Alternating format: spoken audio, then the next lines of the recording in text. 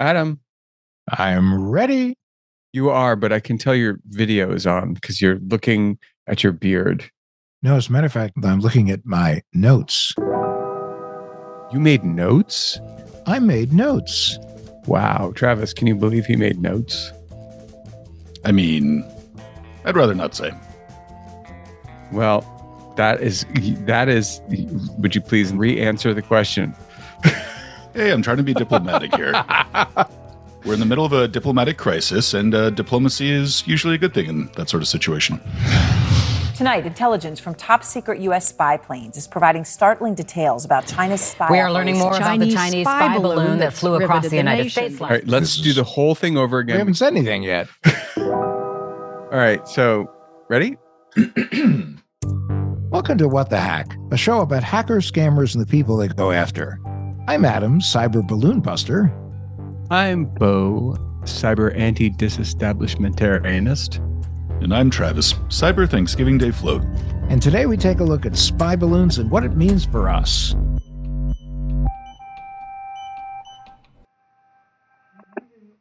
We begin with that giant Chinese spy balloon that's riveted the nation these past few days. The U.S. military intercepted the balloon out in the Atlantic yesterday afternoon. Well, see, I'm convinced that the Chinese really wanted to get a better handle on where is Yellowstone really filmed. And they wanted to know exactly how many cows there are in America. So what better way to do it than send a balloon over Montana? Aren't there a lot of bison out that way?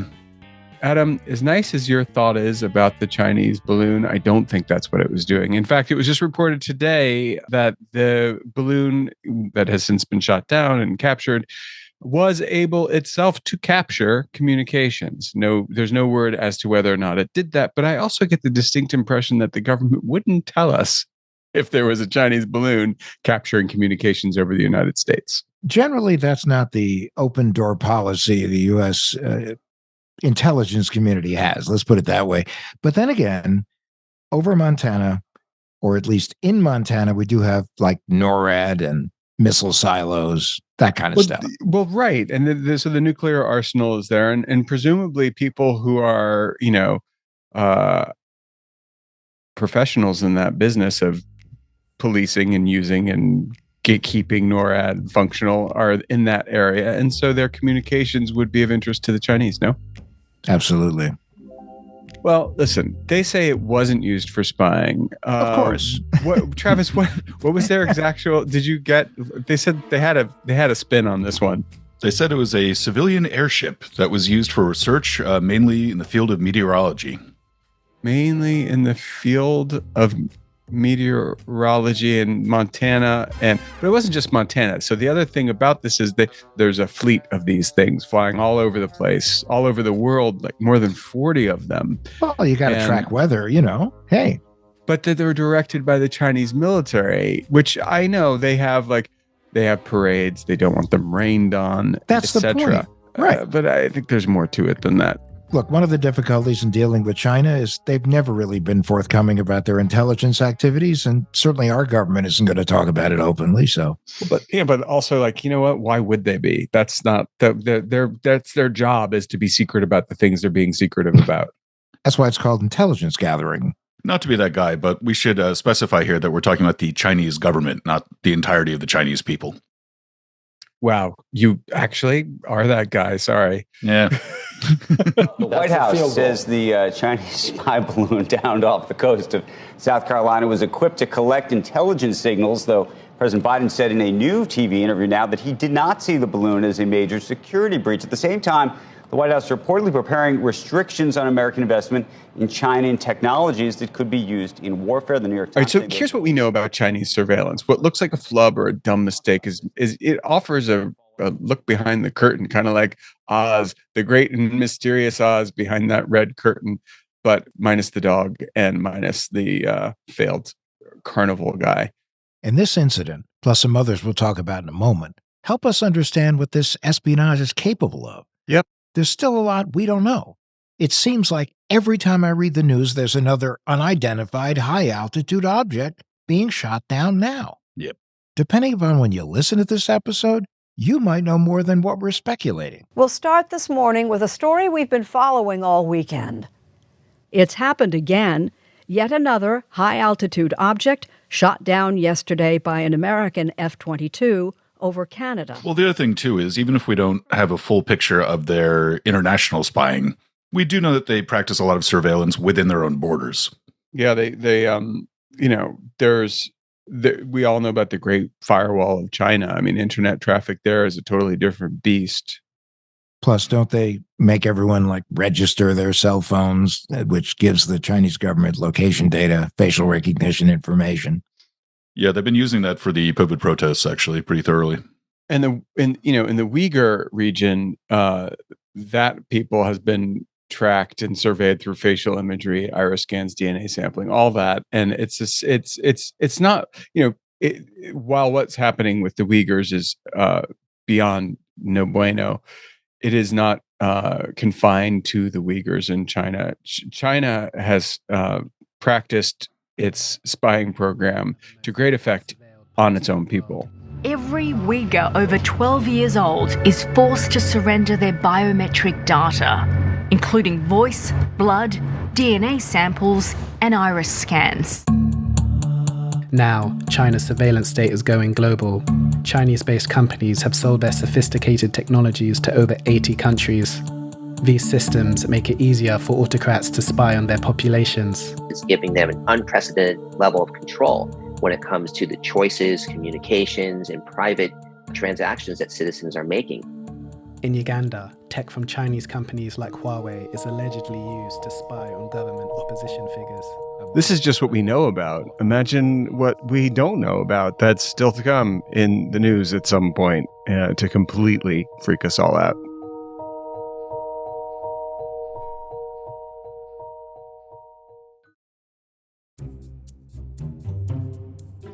Given the fact that the world is now able to be cracked, hacked, and otherwise gacked, is that a word? With it is now quantum computing and other scary things that you can do with a computer. Why a balloon? It does sort of seem like something out of a Jules Verne book. People saw it, it was not a big. It was not the first time it had happened. It was not a big deal the first time it did happen. They are used for tracking weather. I don't know. Wasn't this thing like 200 feet tall? Yeah, but it was 60,000 feet in the sky. It was big, but that wasn't necessarily the balloon itself. The 200 feet were also the things streaming off of it. Okay, so this one though, they do tend to be out of eye shot, way high up in the sky. But this one was at a lower altitude, which means that it was potentially able to intercept radio and cellular signals. And satellites can't do that. So there's a differentiating point here with the balloons that is important. Well, balloons can be guided. However, they're still at the mercy of weather patterns, airflows. So they might be able to hover. They might not be able to hover. But we know that satellites have a really narrow window. These things move a lot slower than satellites. But what are they there to do, Adam? Well, they could be there to photograph an area, especially if it's an area where there are missile silos, NORAD, cows. Yeah, well, bison. So balloons can evade radar, which is, I think, also the main thing here, which is this balloon was not spotted by the military. It was spotted by some dude in his driveway. All air traffic at our airport is paused right now. We got this weird thing above this thing is weird. It is not the moon. The moon is right there. That is something weird. That is somewhat disturbing when a dude in his driveway might have more information about something than the military. National defense, a dude in his driveway. There were eyewitnesses, too, when he got shot down over South Carolina. It's not the first time this has happened. They've been sighted all over the place, Texas, Florida, Hawaii, Guam. And, pretty sure the United States has their own balloons. Let's go back in the history. Like the thing that I want to get to here is that like everybody is on the right, especially, is making a huge deal out of this balloon sighting. And the fact is, it's not a huge deal. I mean, it is a huge deal. It isn't a huge deal. The mantra in China is we spy because it's a great shortcut. China has always been spying on us. The history here is pretty pronounced, and it's worth talking about. Let's go back to 1979. There was an agreement for joint spying against the Soviet Union. Now, those days are over. Russia and China are pretty chummy. Which is surprising because I think it was in the 70s when the Soviet Union came within one vote of nuking China. China is prolific. That's a good word for it when it comes to spying and hacking, specifically hacking. And in the history of the U.S.-China cooperation, it definitely hit a bump in the road a few years back. Adam, I don't remember exactly when this was, but you will. You remember there was a time some years ago when OPM, the Office of Personnel Management, Anthem, one of the big airlines, United. Actually, a few of the big airlines. Right. And then a hotel chain. Yes. And there were all these attacks, and people were asking, was it the Chinese government? Were the Chinese hackers working independently? This is all like 2014, 2015, I think. Yeah. And all these huge hacks were taking place. But why?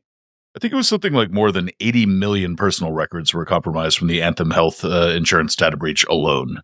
At the time, everyone was looking for a connection between all these hacks. I certainly was. And well, come on. Remember, Adam, you and I had a theory at the time. Maybe all these big hacks were just a diversion, and really these hackers were trying to get one person. Not really a diversion. Yes. Even. They were really a dragnet, a gill net, a large net dragged through an ocean of people because they knew if they did it that way, they would find the one person they were looking for. If you're looking for a spy and you want people not to know you're actually looking for a spy, you hack very big things with tons of people and no one will really know what you're really doing. So in that case, they were looking for spies. They were looking for the movement of these spies. So therefore, if you hack an airline, you could track where they might be flying because a lot of them don't fly in military transports. Hotels, you're looking for where they might be staying, which would give you a clue as to what they might be doing depending upon where they're staying. So, yeah, that was when Adam and I would sit at our partner's desk, which we didn't really have, but we sat in the same room quite often. It was our spiritual partner's desk. We had put together a story there in the room about how this was a Chinese spying agency trying to figure out specifics about specific American assets. And, from my point of view, Adam, it was like those movies where, I have a paranoid imagination. So when a plane crashes somewhere in the world, I think, oh, it was actually, they took that plane down to kill one person on that plane and the other 150 were collateral damage. Collateral damage, yeah.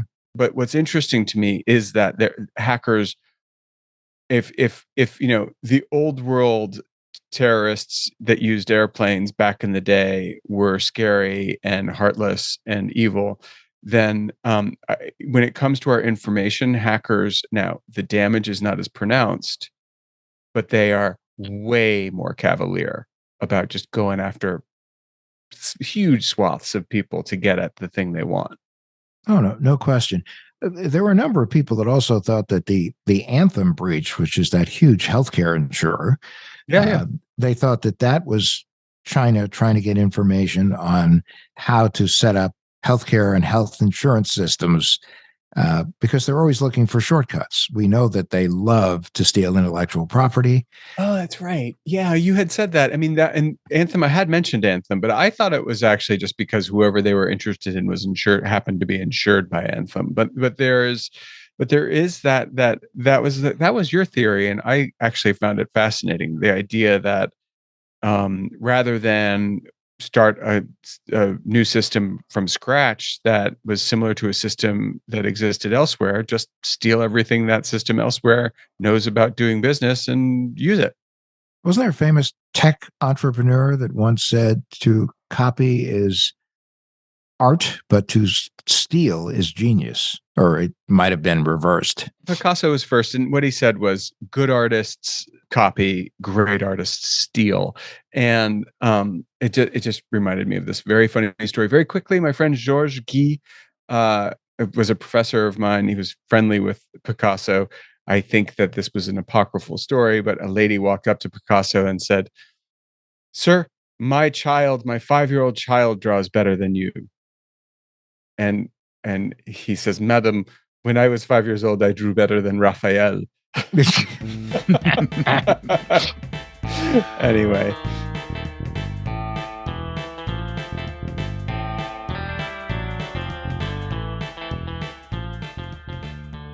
Okay, back to China. I remember they were pretty busy during COVID, right? Yeah, since a lot of people were at home and needed to use VPNs to connect remotely, hackers were able to take advantage of that situation, and they were able to hack quite a few defense contractors. They also went after the private sector, hacking intellectual property, pharmaceuticals, COVID-related. In other words, same old. But they were even going after human rights activists here. China has been extremely active with their state-sponsored hackers in the realm of spying in almost every aspect of life as we know it on Earth. Do you know that our friends at the FBI are actively investigating 2,000 incidents involving Chinese hackers and intelligence gathering incidents? Yeah, for real. We don't know. Like, we could be reading a headline next week or next decade that says TikTok and Huawei were spying on Americans, and this is what they were able to get. TikTok's been banned outright by the U.S. government. And not only that, but there have been laws recently passed, bipartisan. You ready for that? Bipartisan laws to ban TikTok, and several states are banning TikTok. From government devices, specifically. Correct. It's not banned for consumer devices yet. I don't know how I feel about that. I do think it's quite possible we're going to hear someday in the future that it was being used in a way that we can't even imagine. Now, my phone regularly is listening to me. I know it's you, Zucky, are in my phone and you're listening to my conversations. And how do I know that? Because I regularly get ads for things that I've only talked about and have not searched. That's our slogan. When it comes to Zuck, we are all sitting ducks. If it was made by Zuck, you can be sure it's Zuck. Well, that's one of the things, too, I keep on finding curious, that we have that saber rattling about TikTok. And if we can have bipartisan agreement that, say, one social media company should not be taking all of our data, why don't we have a federal privacy law yet? There's the rub. That's an Adam question. I mean, TikTok admitted in last December that its employees in China were scooping data on U.S. journalists through their accounts. And then, they had said this whole thing about like no one in the Chinese government can look at, metadata that is associated with TikTok. And then they're like, oh, except when they do, because it was revealed that they did. Well, many years ago, I was in Washington and I met with the counsel for the majority at that time. And I said, why is it that we don't have a federal privacy law? And the answer was, because we can't agree on a definition of privacy. I said, that's absurd. But now everyone is so freaked out by all of the breaches and all the disclosures and the leaks and everything else, and the staggering amount of information that's being collected on Americans by business, which makes us a surveillance economy. And of course, we talk about China, it's a surveillance society. But now you have bipartisan agreement, and many people believe we are moving toward a federal privacy law that could actually happen in the next year or two. Ultimately, I don't care if it's the Chinese government or Captain America himself that's intercepting data. It's still just a problematic practice. It's a totally problematic practice. No, but when you get to the bigger point that spy agencies gather tremendous amounts of information to find the one piece of information they need, it is an absolutely unacceptable risk factor to have an app that can listen to you, period. I think, I mean, I hate to be, India, which did ban TikTok. Flat out. But, I think that's the right move. Personally, I do think it's the right move. Yeah. It's concerning when you have a company that is a Chinese company, and we know that you cannot be a Chinese company without the Chinese government being very involved or having an opportunity to put their thumb on you. Yeah, on the scale. But China, Adam, like the other thing is like, I think I would almost prefer to have a government, be it China or any other, in my business over Zuckerberg, who is in my business in a way that is just absolutely intrusive and unacceptable. It used to be companies would say, we're here to serve you. Facebook Meta has turned that into, we're here to harm you, period. We don't even pretend we're not here to harm you. And now if that is the kind of feeling, the vibe, the marching tune to which all these companies are marching, then what do you do with a company like Huawei? Well, Huawei is a massive tech company, and it was expected to surpass Samsung at some point with its mobile phones, but it also creates a lot of networking equipment and a lot of the gear that's used to build 5G networks. But I think one of the things that's most confusing about Huawei, the UK just banned it from their 5G networks. Phones have been banned from coming into the US that were manufactured by Huawei. It's Australia, Canada, New Zealand, and Sweden have all instituted similar bans. But none of these countries or none of their governments have actually said what the security risks are or whether or not they found anything, which is also sort of concerning in that I'm wondering if they're sitting on some really big revelations about enhanced spying. Are you talking about they being the U.S. intelligence community or they being the Chinese intelligence community? Oh, the U.S., Australia, Canada, New Zealand, just all the countries that kind of got very skittish about Huawei all at roughly the same time. I think my biggest question is whether or not the threat posed by Huawei and other Chinese manufacturers was hypothetical or if it was real and they just didn't tell us exactly what had been happening. Let's be honest. I mean, everybody does it. That doesn't make it right. That just makes it normal. When other countries do it to us, we like to talk about it. Mm-hmm. When we do it to other countries, we don't like to talk about it, and they sure as hell don't like to talk about it. You are very wise there, Adam. I'm feeling owl-like at this moment. Yeah. Yeah. That's true. I mean, the idea that it's normal is bonkers. We don't know what the balloon was used for, at least at this moment, and we may not be able to say, at least publicly, ever. The United States isn't going to say squat about what they actually know. If they found, for all we know, they found a little tiny, little 1 centimeter tall Yeti in that balloon. Now, what's going to happen is somebody in Congress is going to demand to have an open hearing about all of this, and it's going to come out, or someone's going to go to a security briefing, and mysteriously there's going to be a leak, and we're going to find out something that may not be real, but they'll throw something out there. A little red meat for the fans. And China could just come out tomorrow and just say, like, yeah, we were totally spying on you. And there'd still be people who are skeptical about it. We just lost Adam. Hold on.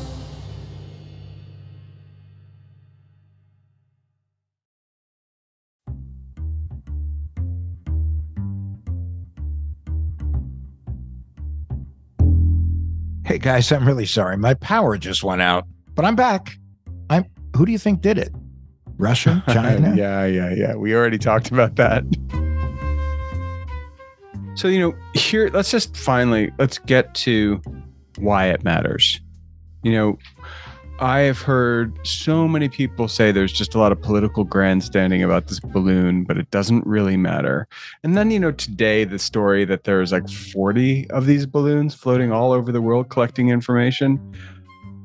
I don't like across 5 continents, apparently.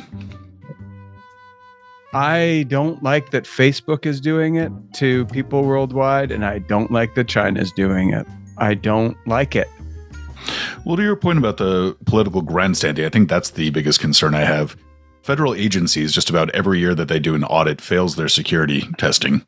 And when we do the same thing, the only difference is it says Firestone on the side of it as it rolls over Beijing because we're idiots. But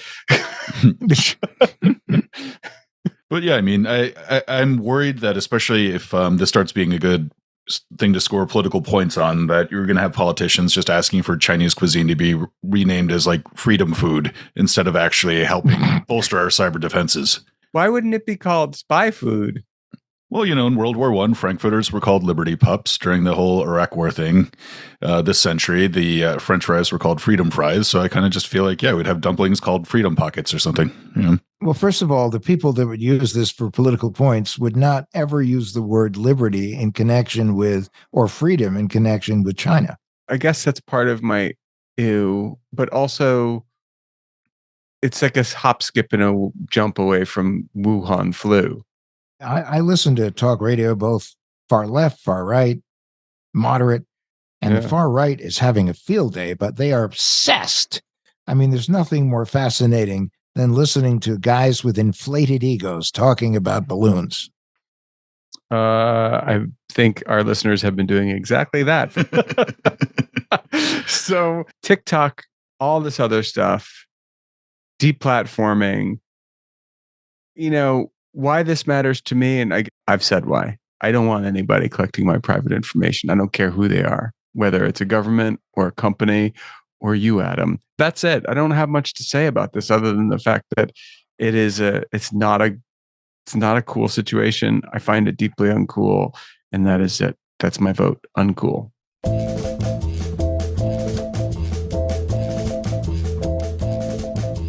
Do you think it would say Budweiser or Firestone on the United States balloon that's going over China right now? Coors Light. Tap the Rockies. Tap the Rockies. Well, that's all I had to say about this. Do we have a tinfoil swan this week? You mean our paranoid takeaway to help keep you safe? Yep, that's the one. What is it, Travis? One thing I've been seeing a lot of headlines about is how cyber criminals are getting into Google Ads in order to be able to spread malware. Oh. Ooh. That's cool. We talked about scams on Google earlier and how, you can scam someone through the business listings or through the ads themselves. Yep. Hackers have now found a way to circumvent some of the built-in protections and literally just, compromise your computer by saying like, hey, here's a piece of software that you might want to download. What kind of software are they hawking here? Are they selling a software or is it free? It's free. So what they're saying is things like Visual Studio from Microsoft, Adobe Acrobat plugins and the like. It's but like just real innocuous stuff, software. real things like Audition, which I use. Right. So if someone's looking that up and saying like, hey, I want to get that, then they can say you can download it right here. And it'll be attached to a pretty innocuous sounding domain name that they had just set up. And instead of leading you to the legitimate software, they will download malware to your computer. This is widespread at this point. I think there's 8 different known malware strains that are being spread this way. What does this malware exactly do? It's a pretty wide range since there's a lot of different malware strains on there, but there's info stealers, keystroke loggers, ransomware, take your pick. The bottom line is there's ads on Google, those little things you see in the sidebar when you do a search or even integrated into your search. Those things can be polluted with malware. That's what you're saying. Google hasn't cleaned up its platform yet. And so as long as cyber criminals are able to get around that and start compromising people's machines, you should treat any download from a Google ad as being an unnecessary risk. So in other words, go to the source if you don't want remorse. Exactly. If you want Acrobat, go to adobe.com. And remember, you are always at the bottom of an off-ramp and bonfire of the vanities when you're online. Yes, so you're at a bad neighborhood and something probably not good is going to happen. Yeah, that's basically the whole point. Online is the demarcation line between sanity and insanity. And if you're online, you have to assume you're in a warfare zone. Right. And Google's defense right now for this is saying that they have what's called advertiser authentication, where you have to upload a driver's license. Yeah, a driver's license. Like I Google right now, Google image search a driver's license and upload it. Right. So, yeah, when I was in 8th grade, I knew a kid that changed his middle school ID to make it look like he was 21, and that was before Photoshop. So just assume that it's just as easy to do that now. Yeah. Well, you remember McLovin, right? Right, exactly. The other thing to keep in mind, too, is that all you really need to do to be able to appear on a Google result is just to set up a Google ad account, and you're off to the races. And so that's helpful for businesses, but it's extremely helpful for cyber criminals. Well, hold on. I'm going to do one right now. Oh, is that you, Adam? Just click on the link, Bo. No. I will take you to places you've only dreamt about. Oh, that sounds good. Click. That's our tinfoil spawn. I am hacked, and Adam's going to jail.